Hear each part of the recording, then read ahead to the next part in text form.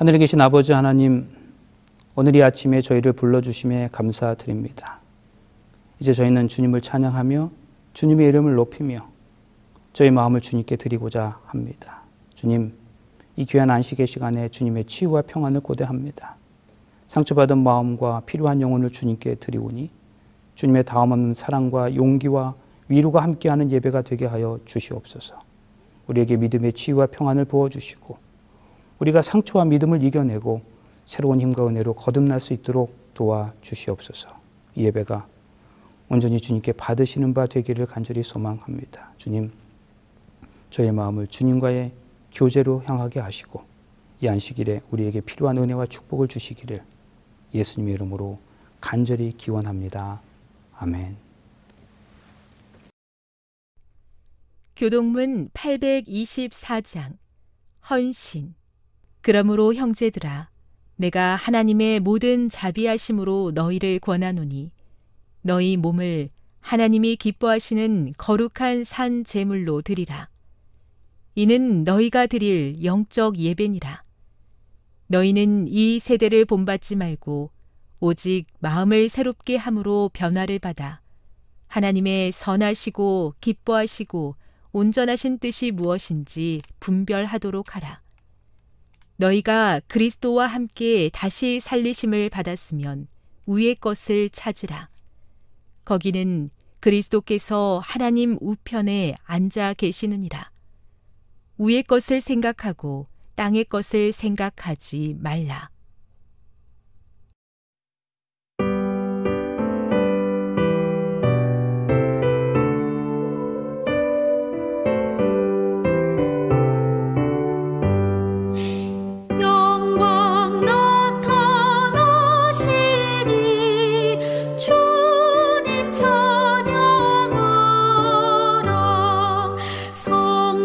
성도들은 주 앞에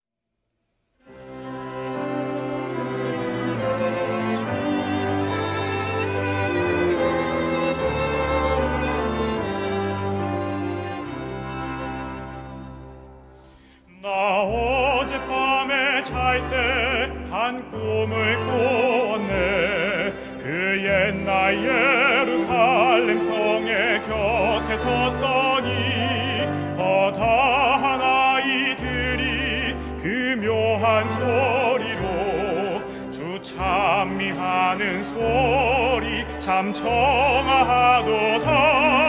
천군과 천사들이 바다밤과 같이 예루살렘 예루살렘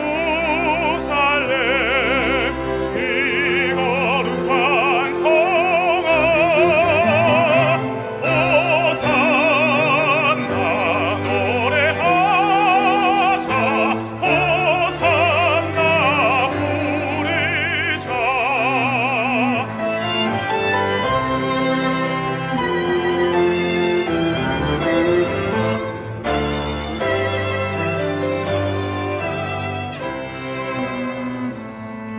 그 꿈이 다시 변하여 그 길은 보였고 호산나 찬미 소리 들리지 않는다. 햇빛은 아주 어둡고 그 광경 참담해. 이는 십자가에 달리신 그때의 일이라. 이는 십자가에 달리신 그때의 일이라. 예루살렘 예루살렘 그 거룩한 성아 호산나 노래하자 호산나 부르자.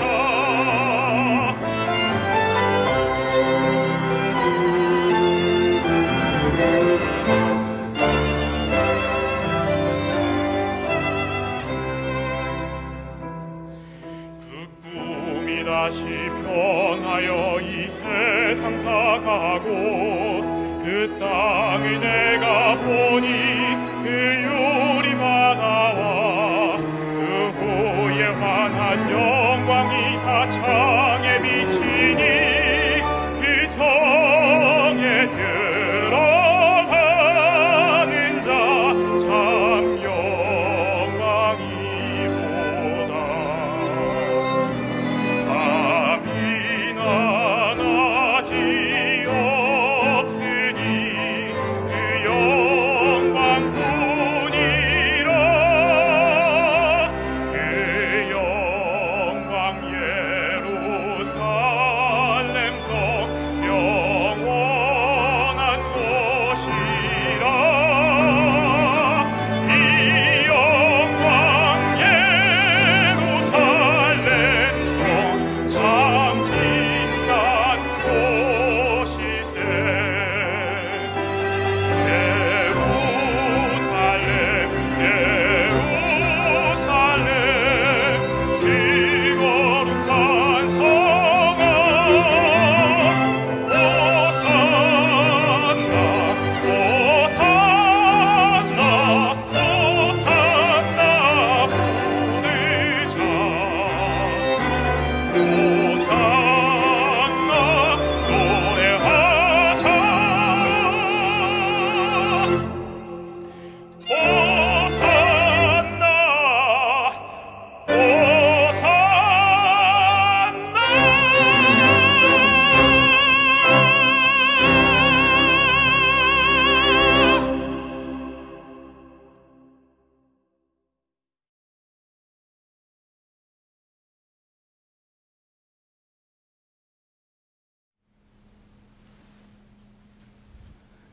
여러분 안녕하십니까?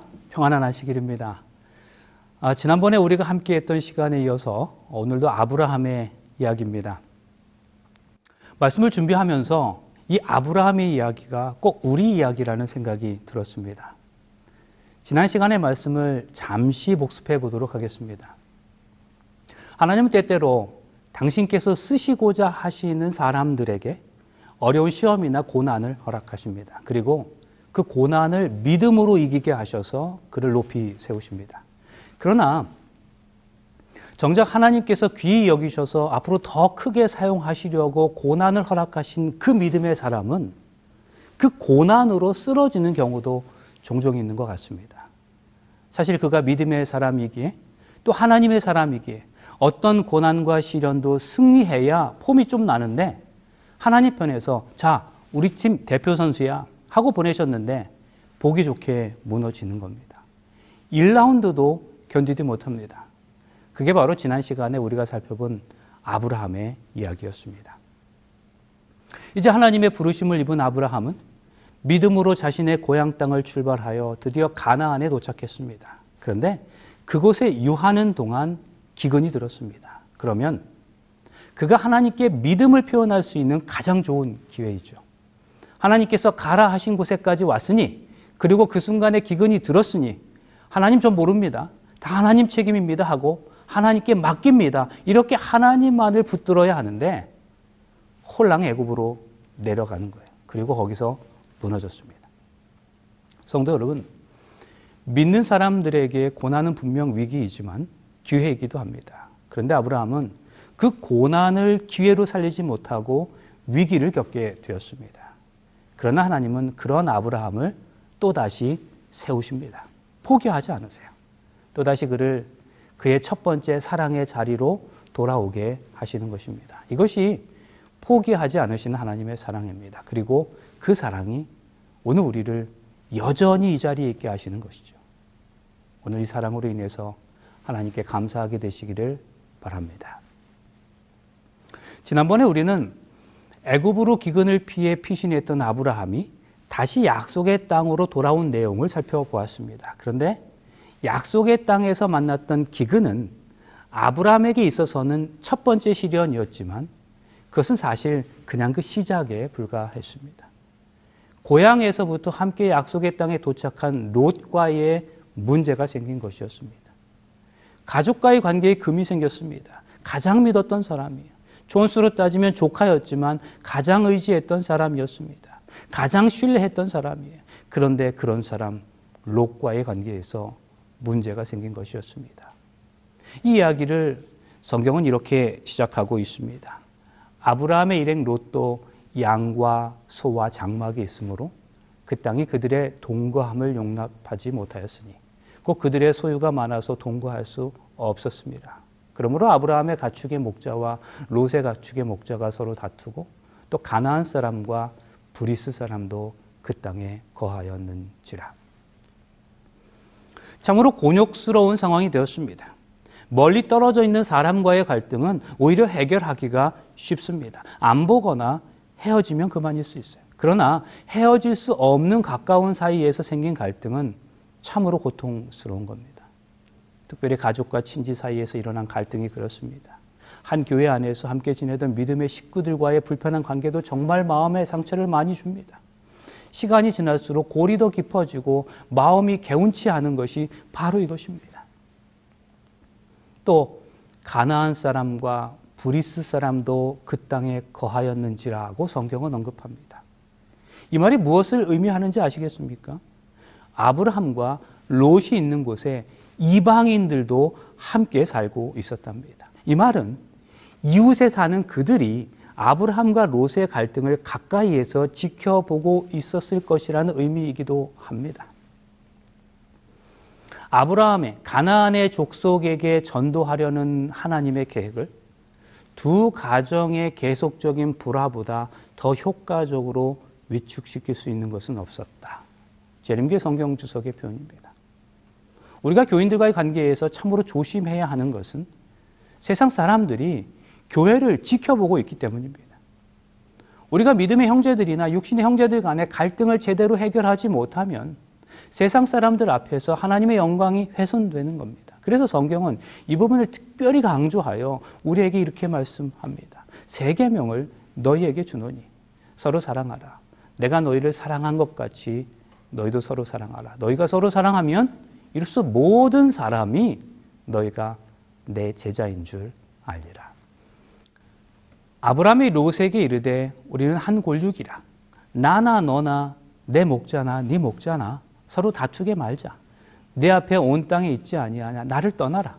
네가 좌하면 나는 우하고 네가 우하면 나는 좌하리라. 정의의 이름으로, 개혁의 이름으로 툭하며 싸우려 드는 사람들이 있습니다. 그러나 그리스도인은 화평케 하는 사람이 되어야 합니다. 성경은 말합니다. 모든 사람으로 더불어 화평함과 거룩함을 조추라. 이것이 없이는 아무도 주를 보지 못하리라. 이렇게 분명한 말씀이 있는데도 도대체 성경의 어느 곳을 보면서 그렇게 싸우려 드는지 모르겠습니다. 이제 기도하던 사람이 결단을 내립니다. 아브라함은 애굽에서의 시련을 겪은 이후에 어떤 상황 속에서도 자신이 믿는 하나님은 모든 필요를 공급해 주시는 분이심을 깨달았어요. 사실 그는 지난번에 기근이라고 하는 눈에 보이는 상황에 움직였습니다. 그러다 큰 어려움을 당했습니다. 그리고 그에게 있어서 큰 교훈이었고 그것은 흔들리지 않는 삶의 지침이 되었습니다. 그래서 그는 그 애굽의 경험 이후로 다시는 눈에 보이는 상황에 따라서 대처하지 않기로 결심을 했을 거예요. 그래서 자신의 성공은 하나님이 주실 것을 믿었기 때문에 가장 좋은 땅을 롯이 선택하도록 양보할 수 있었습니다. 그러나 롯은 달랐습니다. 여기 롯의 결정을 좀 주의 깊게 살펴보시기 바랍니다. 이에 롯이 눈을 들어 요단 들을 바라본즉 소알까지 온 땅에 물이 넉넉하니 여호와께서 소돔과 고모라를 멸하시기 전이었는고로 여호와의 동산 같고 애굽 땅과 같았더라. 그러므로 롯이 요단 온 들을 택하고 동으로 옮기니 그들이 서로 떠난지라. 롯은 우선 보았고 그리고 그 후에 선택하였습니다. 롯이 고른 땅은 한마디로 여호와의 동산 같은 비옥한 땅이었습니다. 이제 잠시 짧은 동영상 하나를 보시겠는데요. 우리 눈이라는 것이 얼마나 많은 한계가 있는지를 보여주는 영상입니다.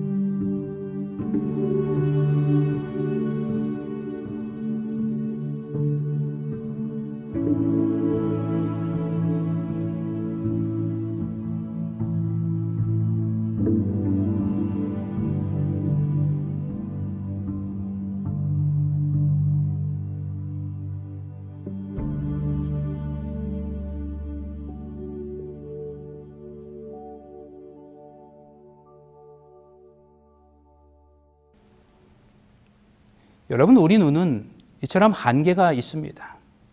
그러므로 극대화된 순종이라고 하는 것은 세상의 판단이 아니라 하나님의 말씀을 붙잡고 세상에 도전하는 것입니다. 하나님의 말씀은 진리입니다. 성도 여러분, 이 믿음이 저와 여러분에게 있습니까? 말씀을 붙들고 불도저같이 밀고 나가는 것, 말씀과 내 인생을 함께 묶어서 말씀이 가라는 곳에 가고 말씀이 몸을 던지라는 곳에 몸을 던지는 것, 말씀에 내 운명이 결정되고 있다고 생각하는 것이 극대화된 순종입니다. 그런 순종을 하는 사람들에게는 놀라운 일이 벌어집니다.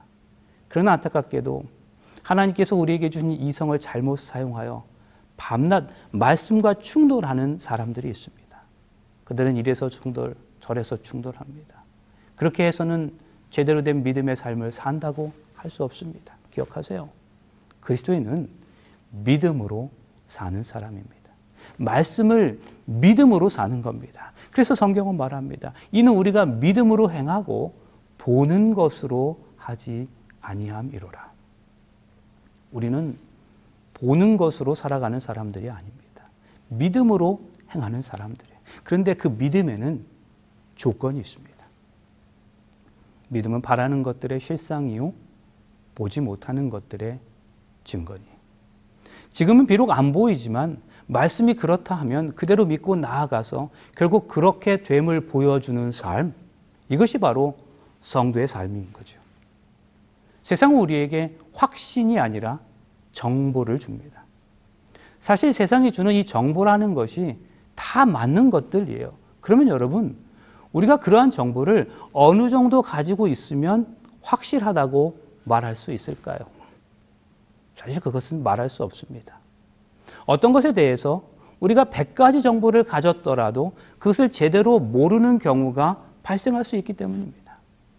예를 들어서 우리가 미국이라는 나라에 대한 정보를 100가지 정도 알고 있다고 가정해 봅니다. 그러면 우리가 미국을 다 안다고 말할 수 있습니까? 아니에요. 내가 아는 100가지 정보 말고도 더 많은 정보가 있는 것입니다. 100가지가 아니라 1만 가지 정보를 얻더라도 결정적인 또 다른 정보가 있을 수 있어요. 그러므로 정보는 단지 개연성을 높여줄 뿐입니다. 정보의 허점을 지적하는 이런 재미있는 이야기가 있습니다. 어떤 사람이 번지 점프를 하려고 했습니다. 사실 저는 사람들이 이것을 왜 하려는지는 잘 모르겠어요. 아무튼 이 사람이 이제 높은 데 올라가서 몸에 끈을 묶고 뛰어내리려는데 문득 그 끈이 안전할지 걱정이 되었어요. 그래서 옆에 있던 사람에게 이거 정말 안전해요? 라고 물었습니다. 아, 그럼요. 땅에서 번지 점프대까지 50m인데 당신은 묶을 끈은 45m짜리예요. 당신은 땅에 닿을 일은 절대로 없어요. 그때 옆에 있던 사람이 한 번 더 정보를 주었습니다. 그거 제가 직접 재봤습니다. 분명히 각각 번지 점프대는 50m, 줄 길이는 45m였죠. 그 옆에 있던 또 다른 사람이 말했습니다. 줄자로 재는 걸 내가 봤어요. 정보가 계속 늘어났습니다. 이러한 확실한 정보들로 인해서 이 사람은 안전하다고 생각하고 번지 점프대에서 뛰어내렸어요. 그런데 잠시 후에 머리에 붕대를 감고 구급차에 실려가면서 그게 이렇게 외쳤답니다. 나쁜 사람들, 이 끈이 고무줄이라고는 왜 얘기 안 했어? 그에게 정보를 준 사람들은 다 맞는 이야기를 했습니다. 높이도 그 수치가 맞았고 직접 재보기도 했고 그것을 지켜본 사람도 있었습니다. 다 거짓이 아닌 사실이었습니다.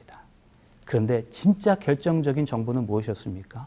그 끈이 고무줄이라는 사실이었습니다. 물론 이야기가 실제 이야기라기보다는 누군가가 꾸며낸 이야기이겠지만 세상이 주는 정보의 개념을 매우 잘 설명한 이야기가 아닌가 생각됩니다.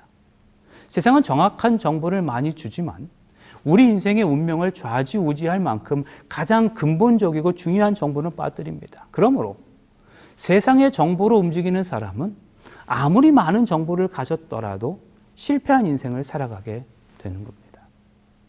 이 땅에 많은 사람들이 세상에 관한 많은 지식을 잔뜩 쌓고 있습니다.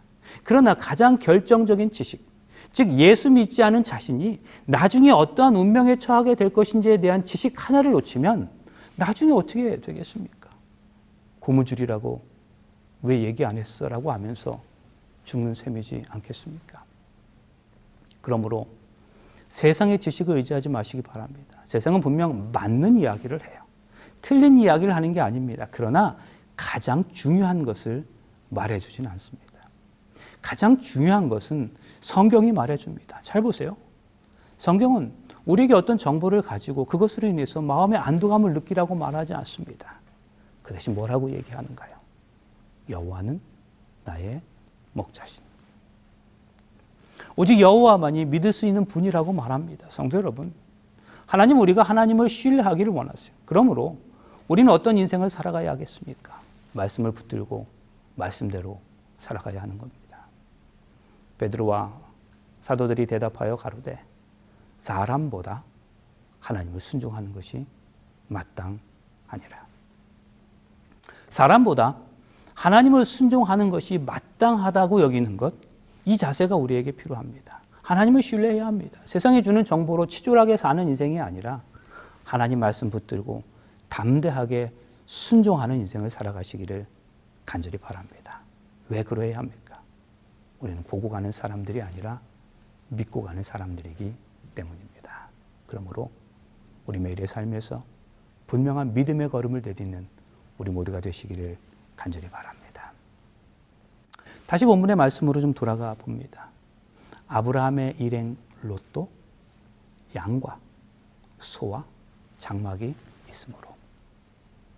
아브라함이 가지고 있었던 것을 롯도 가지고 있었다고 성경은 말합니다. 그런데 롯도 아브라함처럼 양과 소와 장막은 있었으나 그가 아브라함과 비교하여 없었던 것이 있었습니다. 바로 제단이었어요. 이것이 그의 자신도 몰랐던 아브라함과 롯의 결정적인 차이였습니다. 장막은 사업이고 재산입니다. 그러나 제단은 하나님을 예배하는 것이고 그러한 삶을 의미합니다. 롯은 아브라함과 견줄 만한 장막은 있었지만 아브라함의 신앙은 없었어요. 아무것도 아닌 차이 같지만 훗날 이것이 아브라함과 롯의 인생을 하늘과 땅 차이로 갈라지게 한 것이었습니다. 바로 이것이 결정적인 순간에 롯의 선택 기준을 세상적으로 만들었습니다. 대서양에서 배가 출발할 때 항법사가 항로에서 2도만 오차를 내도 뉴욕으로 갈 배가 보스턴으로 간다고 합니다. 당장은 작은 차이지만 오늘 믿음으로 시작하는 사람과 욕심으로 시작하는 사람의 인생은 시간이 지나면서 그 결과가 극명하게 드러나는 것임을 잊지 마시길 바랍니다. 아브라함은 가나안 땅에 거하였고 롯은 평지 성읍들에 머물며 그 장막을 옮겨 소돔까지 이르렀더라. 롯은 최상의 조건을 취해서 독립한 것 같았지만 아브라함을 떠나는 순간부터 그의 인생은 곧 내리막길이었습니다. 여러분, 인생에서 복받는 비결이 무엇인지 아십니까? 그것은 내가 복의 통로가 되는 것이지만 만약 그럴 수 없다면 복의 통로인 사람 곁에 바짝 붙어 있는 겁니다. 그런데 롯은 그것을 거꾸로 한 것이었습니다. 롯의 이 장면은 요나의 경험을 생각나게 합니다. 그러나 요나가 여호와의 낯을 피하려고 일어나 다시스로 도망하려 하여 욥바로 내려갔더니 마침 다시스로 가는 배를 만난지라 여호와의 낯을 피하여 함께 다시스로 가려고 선가를 주고 배에 올랐더라.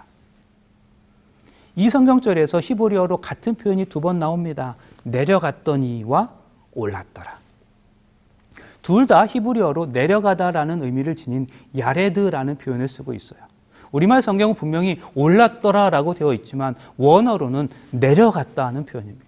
여러분, 하나님을 피해서 도망하는 삶은 인간적인 안목으로는 올라가는 것처럼 보여도 실상은 내려가는 것임을 기억하시기를 간절히 바랍니다. 롯이 아브라함을 떠난 후에 여호와께서 아브라함에게 이르시되, 결과적으로 롯이 아브라함을 떠납니다. 저는 이 장면이 오늘의 본문이 되는 창세기 13장에서 가장 극적인 장면이라고 생각합니다. 잘 보세요. 롯이 아브라함을 떠난 후에 여호와께서 아브라함에게 말씀하셨답니다. 다시 말해서 롯이 떠나야 하나님이 오시는 거예요. 롯이 누굽니까? 롯은 내가 가장 인간적으로 믿고 의지하던 어떤 것을 의미합니다. 그것이 사람일 수도 있고 환경일 수도 있습니다. 롯이 떠나고 아브라함이 얼마나 허전하고 쓸쓸했을까요? 그러나 여기 말씀을 기억하세요. 롯이 떠나니까 하나님이 오셨습니다. 아니, 하나님은 항상 계셨는데 롯이 떠나기까지 기다리셨습니다. 여러분, 롯은 내가 하나님만큼 사랑하고 정해들었던 어떤 사람이다. 하나님만큼 의지했던 어떤 힘을 의미합니다. 친한 인맥일 수도 있고 돈일 수도 있고 재주일 수도 있습니다.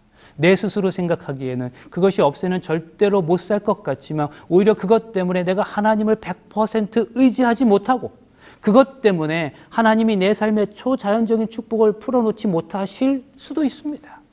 그러므로 우리 인생에서 떠나보내야 할 롯은 떠나보내야 하는 거예요. 인간적으로 좀 섭섭하고 힘이 들어도 그렇게 해야 합니다. 그러면 하나님은 인간이 줄 수 없는 축복을 가지고 오시는 거예요. 그러므로 성도 여러분, 오늘 우리 안에 있는 세상적이고 인간적이고 물질적이고 자기 중심적인 롯과 결별을 선언하실 수 있기를 간절히 바랍니다. 제가 미국에서 첫 번째로 목회했던 앤드루스 한인 교회는 들고 나는 사람들이 별로 신경 쓰이지 않는 정도의 교회였습니다. 어떤 사람이나 가정이 교회를 오든 말든 상관이 없었다는 말씀이 아니라 다양한 연령과 다양한 달란트를 가지고 있는 성도들이 많아서 어느 한 사람이 자리를 비워도 다른 사람이 쉽게 그 자리나 역할을 대신할 수 있는 그런 교회였다는 말씀입니다. 그런데 그때 상대적으로 작은 교회에서 목회하시는 목사님들의 말씀에 의하면 교회에서 어느 한 가정이 이사하는 것이 대단히 큰 근심거리가 된다는 것이었습니다. 그러면서 그 순간 목회자는 자신의 모습을 돌아보며 여러 상념과 서글픔에 빠지게 된다는 것이었습니다. 그러나 동시에 바로 그 순간에 또 다른 하나님의 음성을 듣게 되는데, 지금까지 목회자가 너무 많이 그 사람을 의지하니까 하나님께서 일부러 그 사람을 떠나게 하시고는 오직 당신만을 의지하고 바라보게 하시려는 것임을 깨닫게 된다는 것입니다.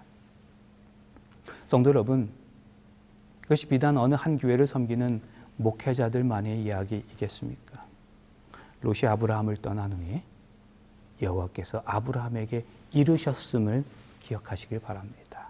우리 삶에서 가장 믿었던 것, 가장 사랑했던 것, 가장 신뢰했던 것을 떠나보낼 때, 그때 비로소 우리 하나님이 우리에게 오시는 겁니다.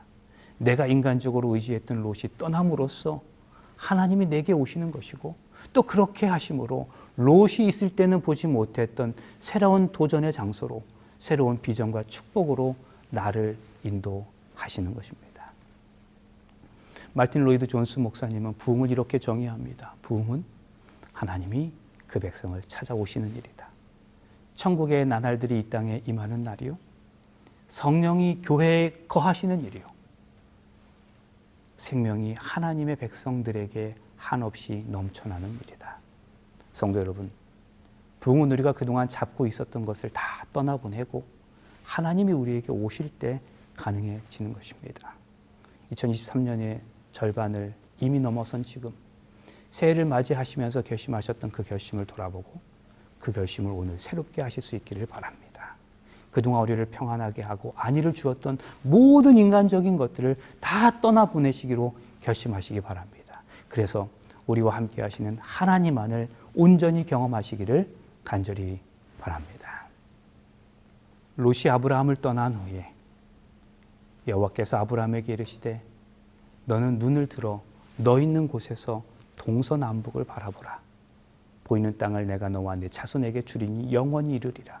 내가 내 자손으로 땅의 티끌 같게 하리니 사람이 땅의 티끌을 능히 셀 수 있을진데 내 자손도 세리라. 너는 일어나 그 땅을 종과 횡으로 행하여 보라. 내가 그것을 내게 주리라. 너 있는 곳에서 동서남북을 바라보라. 여러분 아십니까? 축복은 지금 우리가 있는 곳에서부터 시작되는 거예요. 17절에 내가 그것을 내게 주리라 라고 하는 부분을 영어 성경으로 보면 더 특별한 은혜가 있습니다. I am giving it to you.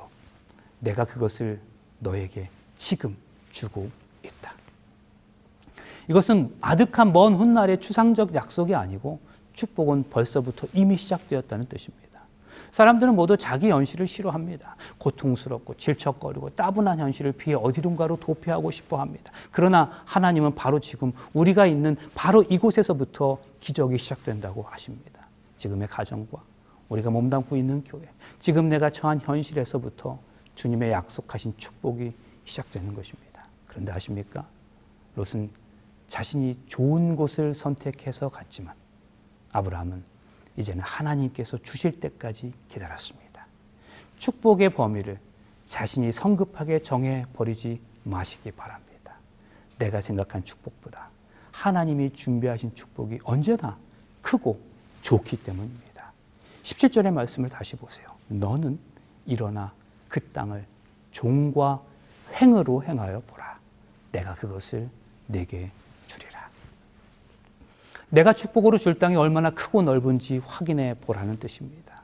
동서남북 눈으로 보이는 땅을 다 주시겠다는 말씀이에요. 그렇다면 여러분 이것은 롯이 욕심으로 거머쥔 땅까지도 다 믿음의 사람 아브라함에게 주시겠다는 말씀입니다.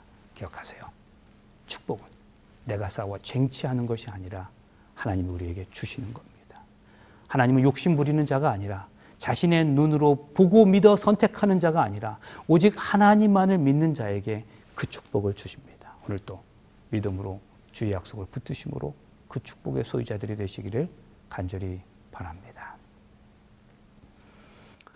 이에 아브라함이 장막을 옮겨 헤브론에 있는 마므레 상수리 수풀에 이르러 거하며 거기서 여호와를 위하여 단을 쌓았더라. 아브라함은 장막을 옮겨 헤브론으로 거주했고 거기서 여호와를 위해서 제단을 쌓았습니다. 결론적으로 아브라함은 영적으로 번창할 수 있는 곳을 선택했고 롯은 세상적으로 번창할 수 있는 곳에서 살기로 했습니다. 롯이 택한 기름진 땅에 비해 헤브론은 고산지대에 있는 황무지 같은 곳이었습니다. 아브라함은 하나님으로부터 엄청난 축복의 미래를 약속받았지만 척박한 헤브론의 현실로 돌아와야 했습니다. 그러나 실망하지 않고 그는 거기서 제단을 쌓았습니다. 기도하고 예배하기 시작하는 겁니다. 고독하고 외롭고 성취감이 없는 현실에서 하나님을 향하여 단을 쌓고 예배하는 순간 그의 믿음이 살아납니다. 기적이 일어나고 능력이 생기며 하나님의 약속이 현실이 되는 것입니다. 이제 말씀을 좀 마치려고 합니다. 이스라엘 백성들이 출애굽을 했어요. 그런데 그들의 모세 인도함을 받아서 출애굽을 한 목적이 무엇이었습니까? 가나안으로 가기 위함이었습니다. 그것은 자신의 조상들의 고향이었습니다. 조상들의 땅에 자신들이 처음 나왔던 곳이었습니다. 그런데 그 가나안에 이르기 위해서는 광야를 지나야 했습니다. 그 광야길에서 하나님은 그들을 먹이셨습니다. 만나로 먹이시고 고기를 달라고 하면 고기를 주셨어요. 목이 말라 죽게 되었을 때 물도 풍성히 주셨습니다. 그러면 여러분 한번 생각해 보세요. 광야길에서 그들의 목적이 무엇이었습니까? 가나안으로의 전진이었습니까? 아니면 눈에 보이는 만나였습니까? 여러분 이것은 말할 필요도 없는 것입니다. 물어보나 마나한 질문이죠. 전진입니다. 가나안으로까지 나아가는 것이 그들의 목적이요 목표였습니다. 그런데요 눈에 보이는 만나가 좋다고 그거 풍성하다고 광야에 머무르고자 한다면 세상에 그것만큼 어리석은 일이 어디 있겠습니까? 가나안까지 전진하는 것이 목표인 이스라엘 백성들에게 하나님께서 만나도 허락하신 이유는 무엇입니까? 그거 먹고 힘내라고요. 그리고 힘내서 전진하라고 주신 것입니다. 여러분 그거 안 주셔도 우리는 광야에서 살 수는 없는 겁니다. 배고프고 쓰러지면서까지라도 가나안까지 가야 하는 것입니다. 그런데 만나보고 좋아서 헤헤거리고 그거 남들보다 조금 더 가지려고 아웅다웅 싸우고 있다면 우리의 목적을 잃어버린다면 세상에 그런 허무하고 안타까운 인생이 또 어디 있겠습니까? 사랑하는 성도 여러분 하나님께서 우리에게 우리 인생 광야길에서 만나를 허락하셨습니다. 지금의 그 만나가 무엇입니까? 조금 넉넉한 재정일 수 있어요. 조금 편안한 삶일 수 있습니다. 조금 여유로운 생활일 수 있습니다. 우리 하나님 그런 만나를 우리에게 주셨어요. 그거 가지고 힘내서 더 전진하라고 주셨습니다. 그런데 목적지는 생각도 안 하면서 안중에도 없으면서 그저 눈에 보이는 만나보고 만족하고 계시다면 여러분 기억하십시오. 그런 우리에게 가나안은 없습니다. 절대로 없습니다.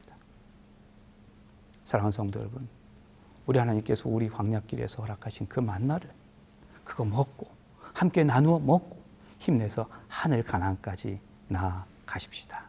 우리가 가야 할 곳은 거기입니다. 오늘 우리들 각자가 가진 만나들을 보고 만족하지 마시기 바랍니다. 만나는 그거 먹고 힘내서 꼭 가나안까지 가라고 하나님께서 주신 것입니다. 그 만나 때문에 가나안 가는 것을 잊어버린다면 그 만나는 결국 우리에게 저주가 되고 말 것입니다.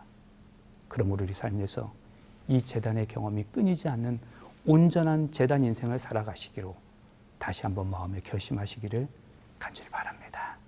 제단 인생은 눈에 보이는 대로 살지 않겠다는 마음의 결심이고 그 결심을 삶으로 실천하는 것입니다.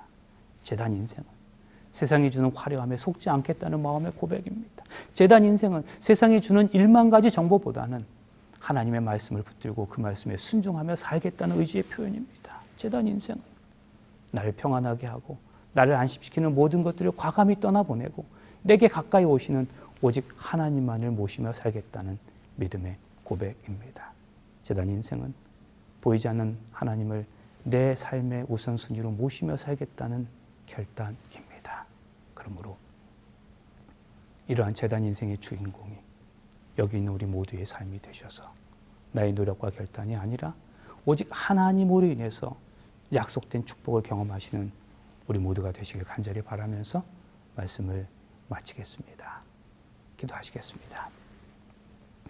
사랑의 아버지 하나님, 주님 앞에 모여 이 마지막 주 안식일을 맞이하였습니다. 주님의 말씀을 통해 사람을 떠나보내면 하나님이 오신다는 크고 깊은 진리를 묵상하게 하시니 감사드립니다. 우리 삶에서 하나님을 예배함이, 경배함이 최고의 우선순위가 될 수 있도록 인도하여 주시옵소서.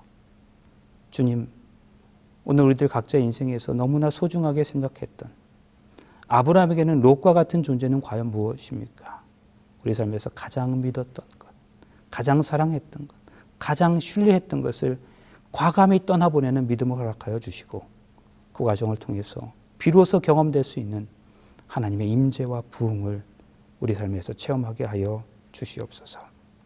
그래서 우리 믿음의 성장과 성숙이 있는 삶을 살아가게 하여 주시옵기를 예수님의 이름으로 간절히 기도합니다. 아멘.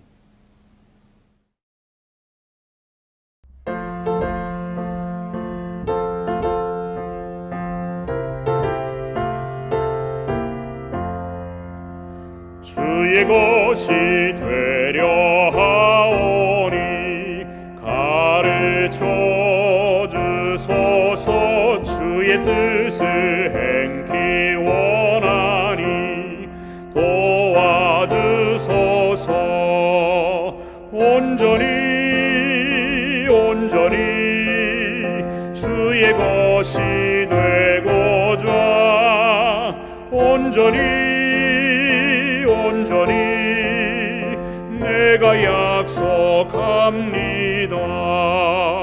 세상 쾌락 부귀 명예는 정함이 없으니 오베 예수 얻기 위하여 버릴 맘 있네. 온전히 주의 것이 되고자 온전히 내가 약속합니다. 꿈결 같은 세상 영화를 모두 다 버려도 예수 나와 함께 계시면 안위 됩니다. 온전히 주의 것이 되고자 온전히 내가 약속합니다.